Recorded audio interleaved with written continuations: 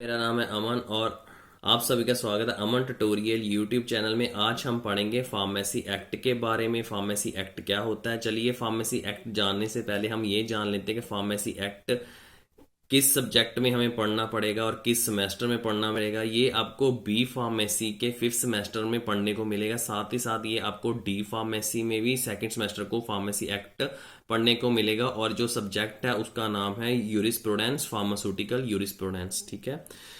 हम pharmacy act पढ़ने से पहले हम ये जान लेते हैं कि सरकार कोई भी एक्ट बनाती है उसके पीछे कोई वजह होती है, कोई भी रूल बनाती है। ठीक है। इसके पीछे क्या वजह थी तो हम ये जान लेते हैं। फार्मेसी एक्ट इसलिए बनाया गया क्योंकि वर्ल्ड वार सेकेंड जब हुई थी तो उसके साथ क्या था कि काफ़ी सोल्जर और लोगों को अपनी सेहत के साथ अपनी जान गंवानी पड़ी और उनकी सेहत को काफ़ी नुकसान पहुंचा। क्या था कि तब इतना इंडियन सिस्टम जो था, medicine system, world war second काफ़ी देर पहले से हो चुकी थी तो इसके कारण इंडियन ट्रेडिशन सिस्टम जो था इतना एडवांस नहीं था। उसके कारण क्या हुआ कि जो इंडियन ट्रेडिशन था वो इंडियन मेडिकल सिस्टम था, जो मेडिसिन सिस्टम इतना अच्छा नहीं था, पर ट्रेडिशनल सिस्टम था इंडियन का, ये आयुर्वेदिक सिस्टम से जो ट्रीट करते थे। आयुर्वेदिक जो सिस्टम था वो काफ़ी अच्छा था इंडिया का, जिसके साथ काफ़ी लोगों की सेहत में सुधार पड़ रहा था। तो दूसरों कंट्रियों ने ये देखा कि जो इंडियन ट्रेडिशनल सिस्टम है वो काफ़ी अच्छा है, जिसके साथ लोगों की काफ़ी सेहत को सुधार हो रहा है। तब इतने वेद नहीं थे। तब डिमांड जो वेद की इंक्रीज होगी और जो वेद के साथ जो और भी लोग काम करते थे, चाहे उनके नौकर हो गए, पीएन हो गए, वो भी खुद को वेद कहलाने लगे। और जब वो आए इस प्रोफेशन में तो उनको प्रॉपर इतनी नॉलेज नहीं थी जैसे वेद कर पाता था। जैसे वेद प्रॉपर ट्रीटमेंट वैसे ये नहीं कर पाते थे। तो इनके कारण क्या होता था कि जो उनके जो सर्वेंट होते थे, वो जो खुद को वेद कहलाते थे, उनको वो प्रॉपर ट्रीटमेंट नहीं कर पाते थे लोगों की, जिसके कारण लोगों को अपनी काफी जान गंवानी पड़ी। ये एक्ट जो था इसको बनाया गया कि कोई भी ऐसा व्यक्ति ना आए इस प्रोफेशन में जो कि जिसके पास प्रॉपर नॉलेज हो वो ही आए, जिसके पास प्रॉपर डिग्री हो वो ही आए। इस एक्ट को बनाना पड़ा। मार्च 1947 में ये जो एक्ट था पार्लियामेंट में बना। जिसके साथ ये इसमें यही था कि कोई सारे जो प्रोफेशनल जो इस फार्मेसी प्रोफेशनल के फील्ड में थे, यही जिनके पास नॉलेज थी, जिनके पास जो डिग्रीज थी, जिनके डिग्रीज इन पर्टिकुलर सब्जेक्ट पर्टिकुलर सब्जेक्ट हो गई। ठीक है। एम मास्टर डिग्री जो हो जाती हैं, ठीक है, वो जिनके पास नॉलेज होगी वो ही उस प्रोफेशन में आए। सिर्फ पढ़े लिखे लोग आए, ये ना कभी कोई भी मतलब जो बीए है वो भी फार्मेसी प्रोफेशन में घुस जाए। इसको प्रॉपर कंट्रोल करने के लिए सरकार ने ये एक्ट को बनाया। ठीक है। उसके बाद हम बात करते हैं कि भी जब ये एक्ट बना तो एक्ट बनने में जब कोई रूल बनता है या एक्ट बनता है तो वो प्रॉपर एग्जैक्टली करेक्ट नहीं होता। उसमें कुछ चेंजेस करनी होती हैं। चेंजेस के साथ उसमें कुछ ना कुछ ऐसी शॉर्ट कमिंग्स रह जाती हैं जिसके कारण उस एक्ट को प्रॉपर फॉर्म किया जाता है। ये एक्ट में भी कुछ खामियां थी। जो जितनी भी चेंजेस होते थे उनको इनको अमेंडमेंट बोला गया। अमेंडमेंट हुई, हर एक लॉ की अमेंडमेंट होती है, उनमें कुछ ना कुछ ऐसे शॉर्टकमिंग्स या चेंजेस करने पड़ते हैं। इसमें भी हमें करना पड़ा। ये जो फार्मेसी एक्ट था इसमें भी कुछ ना कुछ अमेंडमेंट हुई। ये कब कब अमेंडमेंट हुई ये यहाँ पर लिखा है कि पहली अमेंडमेंट अडेप्टेशन मतलब चेंज कब हुआ। जो चेंज था वो 1915 में हुआ। ये सारी अडेप्टेशन होती चेंजेस। ठीक है। और अमेंडमेंट होगी, जो अमेंडमेंट होता है वो भी आप अडेप्टेशन मतलब जिसको अडॉप्ट करते हैं। ठीक है ना। ये चेंजेस ही आप एक तरह का इसको कह सकते हैं कि अडेप्टेशन या अमेंडमेंट चेंजेस हुई लॉ में। ये कब कब कौन कौन से ईयर में हुई ये आप देख सकते हो यहाँ से। ठीक है।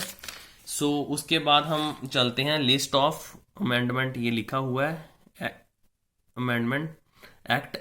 ठीक है। चलिए आगे बात करते हैं कि इसका पर्पस क्या था, इस एक्ट को बनाने का पर्पस क्या था, लक्ष्य क्या था, एम क्या था। इसका एम यही था कि फार्मेसी प्रोफेशन को एक बढ़ावा मिले, ये फार्मेसी लोगों में फार्मेसी के रिगार्डिंग अवेयरनेस हो और इस प्रोफेशन को राइज किया जाए, रेगुलेट किया जाए। ठीक है। साथ ही साथ इसमें ये था कि भी लोग काफ़ी कम जानते थे इस प्रोफेशन के बारे में। लोग जाने। ठीक है। और इसमें बताया गया था कि जो फार्मेसी इसमें एक पीसीआई का भी जिक्र किया गया कि पीसीआई क्या होती है। जो पीसीआई एक ऐसी कह सकते हैं काउंसिल है जो कि एजुकेशन को, रजिस्ट्रेशन को, कोर्स को, सिलेबस को, जितने भी मेडिसिन ये जो फार्मेसी फील्ड है इनको रेगुलेट करती है, इनको कंट्रोल करती है। सो यही इसमें बताया था कि कोई भी जो जो और कोई जो एजुकेशन वाले इस फील्ड में ना आए, सिर्फ बीए जैसे कि इन्होंने की हो वो ना हो, सिर्फ जिन्होंने मेडिसिन रिगार्डिंग स्टडी की हो वो ही इस प्रोफेशन के अंदर आए। ठीक है। उसके साथ ही ये इन्होंने ये बताया हुआ है कि ये पब्लिक हेल्थ को सुधार की जा सके और मेडिसिन का प्रॉपर यूज किया जा सके और ड्रग की कोई भी मिस यूज ना करें। तो फार्मेसी ये भी इसका एक ऑब्जेक्टिव था। ठीक है। तो आगे बात करते हैं कि फार्मेसी एक्ट के बारे में। इन्होंने बताया कि फार्मेसी एक्ट क्या होता है। फार्मेसी एक्ट दोस्तों मैंने आपको बता दिया नहीं, 1947 में इस एक्ट को पास किया पार्लियामेंट में। सो ये एक्ट जो था इसमें दो टर्म्स जो बहुत इंपॉर्टेंट है, एक तो है मेडिसिनल प्रैक्टिशनर, वो क्या होते हैं, और एक होते हैं रजिस्टर्ड फार्मासिस्ट। मेडिसिनल प्रैक्टिशनर हम दोस्तों डॉक्टर्स को बोलते हैं जिनके पास डिग्री के साथ साथ उनकी रजिस्ट्रेशन होती है अकॉर्डिंग टू एमसीआई, और साथ ही साथ ये जो फार्मासिस्ट होते हैं उनको रजिस्टर्ड फार्मासिस्ट बोला गया है। इन जो रजिस्टर्ड फार्मासिस्ट है आफ्टर डिग्री कंप्लीशन के बाद जब ये अपनी स्टेट से अपनी रजिस्ट्रेशन कर जाते हैं। रजिस्ट्रेशन का मतलब है कि उनका एक प्रॉपर रजिस्टर होता है जिन पे उनका नाम लिखा होता है, उनका रजिस्ट्रेशन, उनकी रजिस्ट्रेशन, उनको नंबर मिलता है। और साथ ही साथ जब ये सब कुछ हो जाता है, डिग्री हो जाती है, तो उनको रजिस्ट्रेशन करानी पड़ती है फ्रॉम द पीसीआई, जो from the pharmacy council of India. अगर डॉक्टर करवाते हैं तो उनको एमसीआई से करवानी पड़ेगी, मेडिकल काउंसिल ऑफ इंडिया से। तो अगर ये फार्मासिस्ट करा रहे तो उनको after completion of degree they have to register their degree and get the registration number.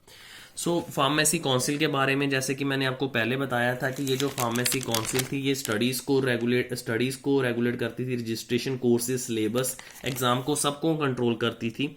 सो इसके ये कॉन्स्टिट्यूशन में बताया गया है कि जो फार्मेसी काउंसिल ऑफ इंडिया थी ये किन किन इनके अंदर मेंबर्स आते थे। ये हर 5 साल बाद फार्मेसी काउंसिल ऑफ इंडिया के जो कुछ मेंबर थे ये हर 5 साल बाद इसके बदल जाते थे। ठीक है। सो हर 5 साल जैसे इलेक्शंस होते हैं तो 5 साल बाद नई सरकार बन जाती, ऐसे ये जो काउंसिल है इसके जो मेंबर्स होते हैं वो हर 5 साल बाद चेंज हो जाते हैं। ठीक है। सो ये इनमें जो फार्मेसी काउंसिल ऑफ इंडिया में इनमें कौन कौन से कॉन्स्टिट्यूशन की बात करें, ये किन किन से बना होता है, तो ये फार्मेसी काउंसिल ऑफ इंडिया इसमें इलेक्टेड मेंबर होते हैं, नॉमिनेटेड मेंबर होते हैं, और जो एक्स ऑफिसियो मेंबर्स होते हैं। एक्स ऑफिसियो मेंबर्स होते हैं जो रिटायर्ड लोग होते हैं। नॉमिनेटेड जो सरकार द्वारा चुने जाते हैं, जैसे आपको पता भी होगा फिल्मों में भी जैसे किसी को नॉमिनेटेड किया जाता है वो प्रॉपर इंडस्ट्री की जो कमेटी होती है वैसे जो, ठीक है, ऐसे ही सरकार जो नॉमिनेट करती है फार्मासिस्ट को, नॉमिनेट करती है एक्स सर्विसमैन जो रिटायर्ड लोग। इलेक्टेड मेंबर होते हैं जिनमें इलेक्शन होती है, वो जो रजिस्टर्ड फार्मासिस्ट होते हैं वो उनके द्वारा चुने जाते हैं ये लोग इलेक्टेड मेंबर। सो ठीक है। सो जो इलेक्टेड मेंबर है उनकी बात करते हैं कि उनमें से उनमें मेंबर्स कौन कौन से होते हैं। उनमें से एक्चुअल में ये एक यूजीसी है, यूजीसी होती है यूनियन ग्रांट कमीशन होती है जो स्टडी को कंट्रोल करती है, जितनी भी यूनिवर्सिटी की स्टडीज को, प्रोफेशंस को और डॉक्टर की स्टडीज को कंट्रोल करती है यूजीसी, यूनियन ग्रांट कमीशन।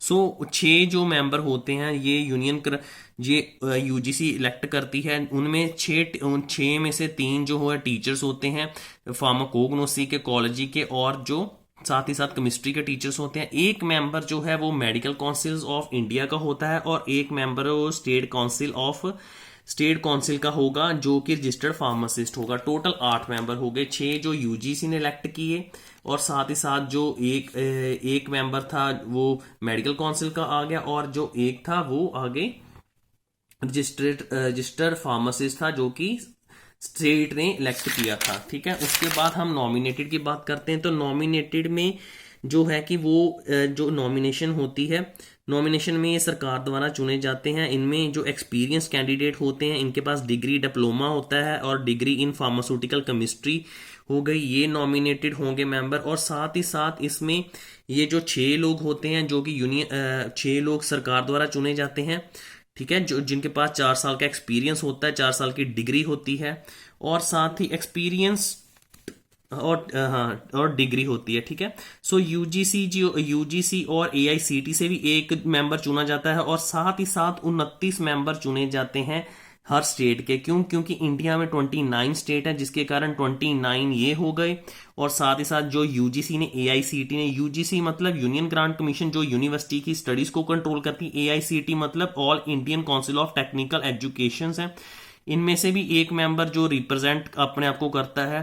सो एक मेंबर इधर से आ गया, ये जो कमेटीज जो दो थी यूजीसी और एआईसीटी से आ गया। एक मेंबर जो हर एक स्टेट का एक एक मेंबर होगा, और 29 मेंबर ये हो गए। और साथ ही साथ नॉमिनेटेड जो 6 मेंबर जो कि वो होंगे जिनके पास सरकार द्वारा चुने जाएंगे, 6 मेंबर जो कि जिनके पास डिग्री होगी। ये सारे नॉमिनेटेड मेंबर्स होते हैं।